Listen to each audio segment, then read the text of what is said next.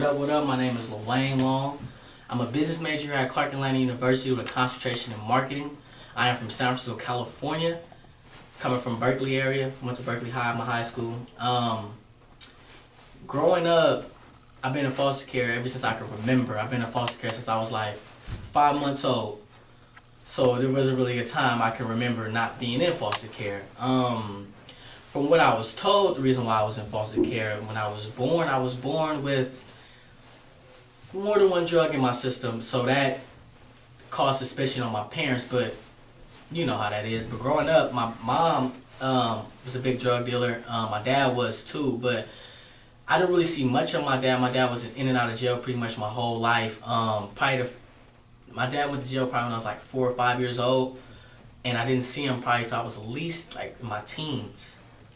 And, you know, he got out, we met, you know, even though I knew him, I used to go see him in jail all the time, but, you know, we met or whatever, did a few things that we never got to do together, you know what I'm saying? And actually just recently, my dad just came home again. He came home last Christmas when I came home for Christmas vacation. And I just came back home again for Christmas vacation, and he had just got out again this Christmas vacation. He got out probably a month before I got here, and he just went back a week ago. So that's pretty much what my life has been like since I can remember. Now my mom, I haven't seen my mom in like 2 years. Growing up, my mom stayed with a very abusive man. He has life in jail right now. He actually tried to kill my mother like my freshman year of college, I found out. They didn't tell me until I was about to come home. So it had happened probably 3 months prior to when I found out. So he's in jail for life, and you would think that me and my mom would kind of eventually get back together, but it's not like that when you grow up with somebody and you watch them choose someone over something that they had. You know, I'm my mom's child, her first son, you know, the middle child, and I'm the middle child on my mom and dad's side, so you know it had to be hard for me. But you would think that our relationship would grow prior to this, but it really hasn't. I haven't seen her in 2 years. Like, she's been out of my life for so long, I can't even imagine being in it. You know, I really don't know who she is no more. You know, after going through everything she went through, and when my stepdad, this, and that, I don't know who she is no more. You know, sometimes I reach out to her, sometimes I go look for her, but it's really a hassle for me to have to go do these things when I'm already faced with so much, and I always got so much to do, and just to make my life just a little bit better. So, you know, it's hard for me to focus on that and focus on what I'm doing too. But I feel like as a mother, she should be coming to reach out to me, you know. But the real biggest thing that changed my life, I would say, is, you know, I've been in juvenile hall like once growing up. There was never really like nothing dramatic that really changed my mind. But I went on a black college tour this was my senior year of high school? Yes, it was my senior year. I went in the fall. I went to Clark Atlanta. I went to Alabama, Tuskegee. I went to Alabama State University. The Hornets. I think that was, and I went to Morehouse too. The first school that we went to go see was Morehouse was the first school I went to go see, Morehouse. I kind of liked it, Morehouse, just because it was the first time I ever seen this many black brothers speaking the way they spoke. You could just tell that they were about their business. It's the first time I really seen anything like that. I've never left California. That was the first time I left. So that was like the first time I really got out of my environment, and it's really hard for a person to change if they know the same environment, you know? So once I got out and I went to go look at Morehouse, a few other things I noticed. The school was pretty small, but overall they had like a Martin Luther King statue. It was a lot of stuff I remembered. They had like a lot of people that I kind of look up to in life graduated from there, so that's something I really liked and I enjoyed, and I kind of wanted to learn more about the institution. I actually applied. Then the next school I went to was Clark. Clark, I instantly fell in love with the campus. It was a beautiful campus. Morehouse campus was beautiful, but I fell in love with the people on Clark's campus. The people were down to earth, just like me. I could tell that they was faced with adversity, but they striving to be better, and I want to be around something that's similar to me so I can grow from, you know, and be my own person. I met a mission counselor named Nicholas Boyd that works in the admissions office at Clark Atlanta University, and he was giving his presentation, and he was about to give us a tour. But he also had some admissions ambassadors there. They're like students that give tours too. So he actually sent the students out to give the tour to the group that I came with Carl Ray. And but before he sent the students out to give the tour, I walked up on him and I was just like, I was really interested in what he had to say. You know, I felt like I can relate to him in a way. You know, when he was explaining how he grew up and whatnot, I kind of related to him, and I instantly kind of reached out to him and told him, like, you know, I fell in love with the campus ever since I saw it, and I really want to be here, and I really want to make this a place where I can become a man and grow and learn, you know, and learn from, you know. And he understood where I was coming from, and he actually gave me a private tour of the university. And the whole time he's giving me a tour, I'm kind of just telling him how life has always been a challenge, how life has always been hard for me, and I just wanted to finally get better. I want to do something better than what I see, you know. I will be the first to go to college if I went at this time. So we just kept chopping it up back and forth. He gave me his card, and I could really tell from all the other schools I went to that I could really tell that he was really interested in helping me. You know, he gave me a private tour, and he wrote down his home number. He was really serious. And when somebody that you don't know show that much interest in you, you will be a fool not to consider it or not to look more into it. So that's exactly what I did. I went to Tuskegee next. Tuskegee was a really, really big school.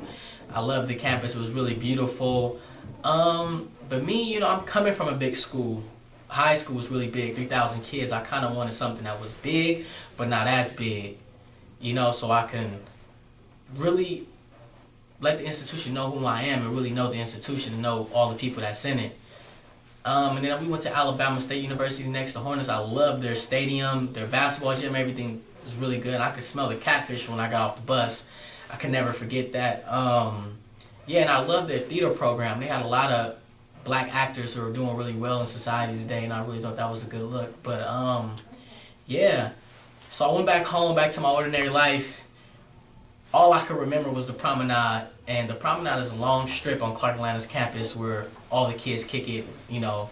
That's all I could really remember. I could just remember seeing all of these faces light up when they saw us come through, and I could just remember the people and just the sun. I could remember the weather, and it stuck to me. And when I did anything from that point forward, it was never as good because I seen Clark. So when I wake up in my everyday area and I go do things that I would do in my normal day life, it wasn't fun to me no more after seeing Clark. It wasn't fun after meeting people who was about something, about having something, about wanting something out of life. It wasn't the same for me. But you know how it is. I'm back in my old neighborhood. I'm living the same life that I lived before I left. I'm about to graduate high school now. I did really well in the classroom. I met a mentor at ILSP named Damian Robertson, and he told me if I really wanted to go to Clark to stay in contact with him, and he'll, you know, help me reach my goals. And we set out some goals for me for the year. I met them all. You know, I really took that class that's so serious. My last semester of high school, I really took it very serious after seeing something like Clark. I really wanted to be better and go further. I ended up getting into a little bit of trouble, and my little bit of trouble, but before I went, I had got a letter from Alabama State University saying that I had got accepted, and they wanted me to commit to them early and go to their little summer camp program that they had. And I wasn't really ready to commit yet because I really wanted to see what Clark had for me. And me and Nick have been keeping in contact this whole time. I was calling Nick every morning when I got up. When I got up, I would call him, did you get my stuff? Did you get my stuff? Like, I was calling Nick so much from his office that he knew my number. When I called his office phone, he was just, hey, Lil Wayne, how you doing? Like, instantly. But yeah, graduation was coming up, and, you know, coming from a house of 4 bedrooms with 10 people staying in it, I wanted to look a certain way during graduation. I wanted to feel a certain way, and I knew that these people couldn't help me. So I wanted to help myself, and I ended up getting into a little bit of trouble. I ended up going to Santa Rita County Jail, one of the worst county jails California has to offer. I sat there for almost 3 weeks. But the whole 3 weeks I was in there, only thing I could think about was Clark. Clark. I didn't care what my granny thought. I didn't care what nobody thought. My school, I didn't even care. All I really thought about was Clark and this opportunity that I might possibly give up if I don't straighten up. Make a long story short, I ended up getting out of county jail the same day as my graduation at 5 o'clock in the morning. Graduation rehearsal was at 10 o'clock. I got there an hour late, got there at 11 o'clock. My whole class, graduating class, was so surprised to see me. Everybody showed me so much love. I can honestly say graduating high school probably wouldn't have felt that good if I didn't go to jail. It would have just been another regular, ordinary day for me. But just feeling like all the work that you put forth was about to be taken away from you taught me a huge lesson. And it really made me appreciate everything God has given me, everything I just wanted to become. It really made me appreciate life a little bit more. And, you know, I graduated high school, and about 3 weeks into the summer, I was blowing Clark up. Where's my acceptance? Where's my acceptance? You know, I had already got accepted to, what's the other school I applied to? What's it called? It's in Alabama. And Alabama A&M. I think it was Alabama A&M that I applied to. No, Jackson State. Jackson. I applied to Alabama A&M and Jackson. I got into Jackson. I didn't even receive my decline from Alabama A&M, but I received Jackson, and I got another acceptance, and I was like, you know, let's get it. I'm just waiting on Clark now. I'm waiting on Clark. I really was believing, and Clark told me that they had a problem with my paperwork, and I'm just like, oh God, like, and I'm ready to commit to Alabama State University just because of how I smelled the catfish and their stadium. And I'm a sports player. I've been playing my whole life, so I was almost ready to commit. Okay, I have a question for you. Like I said, we can edit all this stuff out. Yeah. I want you to tell me, now that you're at Clark, what are you doing? What organizations are you in? And if there are any men role models that you have at Clark. Let's talk about what you're doing at Clark. Okay, so finally got my acceptance to Clark. I'm happy, and when I got there, was really nervous. Didn't really know what I was going to do, what I was going to get into, who were going to be my friends. I know, homecoming is about 2 months into school, and the first event, in homecoming is the Residence Hall Step Show. So about my second week staying in Pfeiffer Hall, only freshman all-male traditional dorm on Clark Atlanta's campus, and I love it.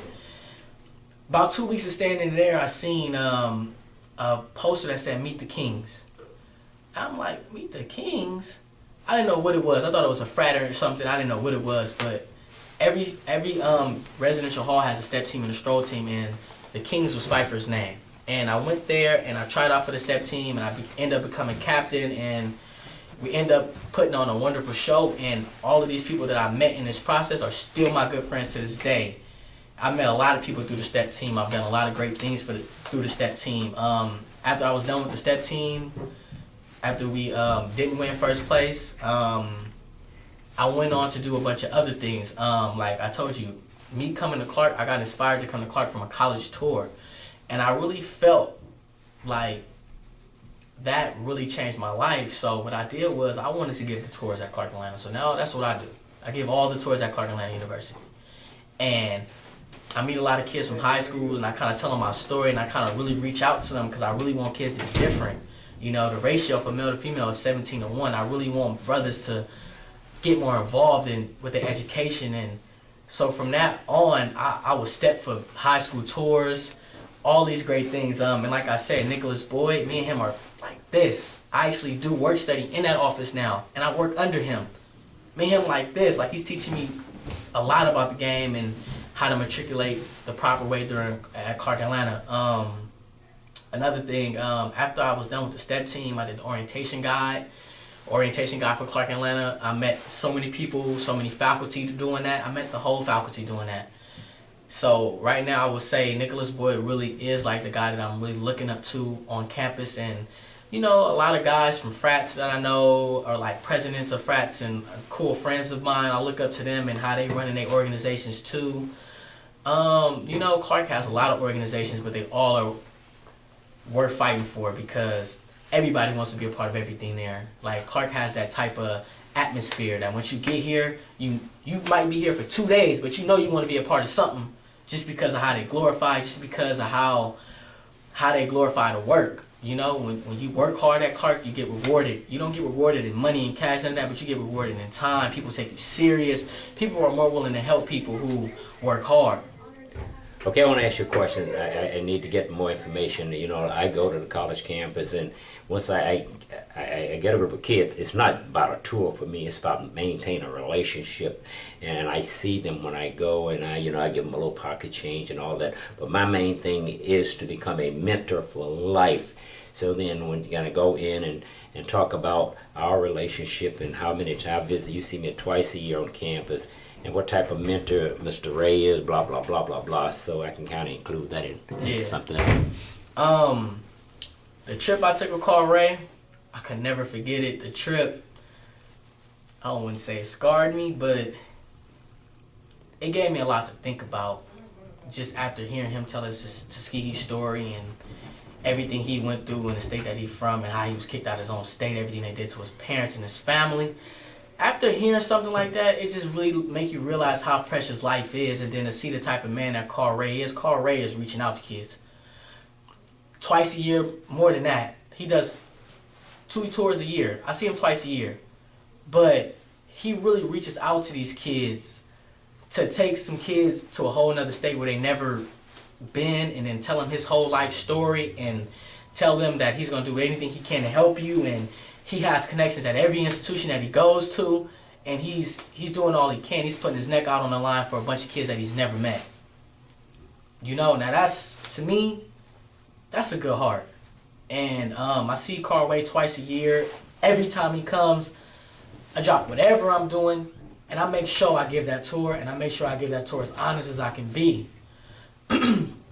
Every time, you know. And another thing I love about his tour is he's getting kids that are just like me, you know, and look how well I'm doing in the world, and they can do just as well as me with a little bit of opportunity and a little bit of growth, being out of their environment, just seeing something new.